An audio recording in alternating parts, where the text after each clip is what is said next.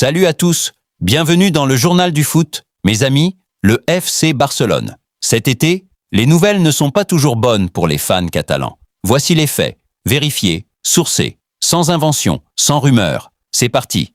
Premier dossier, Rafinha. Et là, c'est une mauvaise nouvelle.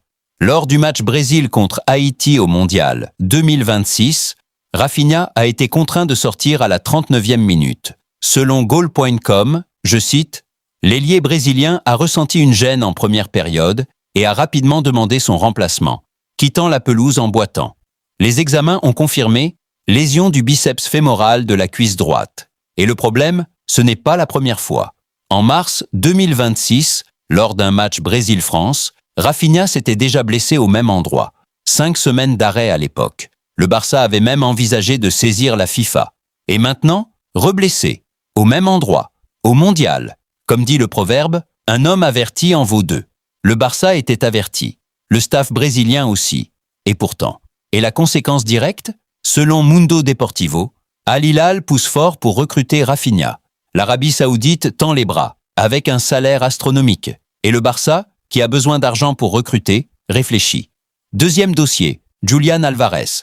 Selon Mundo Deportivo, confirmé ce 22 juin, Álvarez réfléchit sérieusement à demander publiquement son départ de l'Atlético Madrid. Pour signer au Barça, le vestiaire barcelonais l'attend. Gavi lui-même a dit « Álvarez est sa recrue idéale ». Mais l'Atlético résiste toujours. Cerezo veut 150 millions. Le Barça ne veut pas aller au-delà de 100 millions. Comme dit le proverbe, entre deux chaises, on tombe par terre.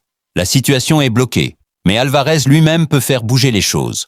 Troisième dossier, Bradley Barcola. Selon But, Football Club, le Barça prépare une offre pour l'ailier français du PSG. 23 ans, vitesse, technique, un profil qui plaît énormément à Deco et Flick. Mais le PSG résiste.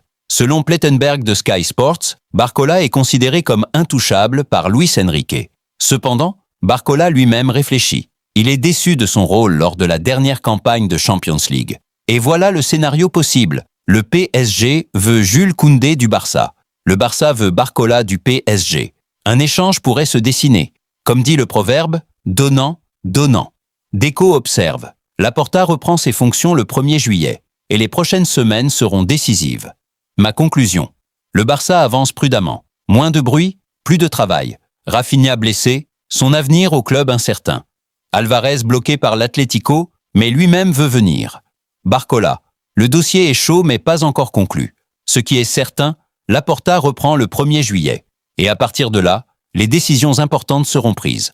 Le Barça peut-il encore réussir son mercato cet été? Dites-le en commentaire, parce que ce débat mérite d'être entendu. Bref, c'était les news. Le football n'attend pas.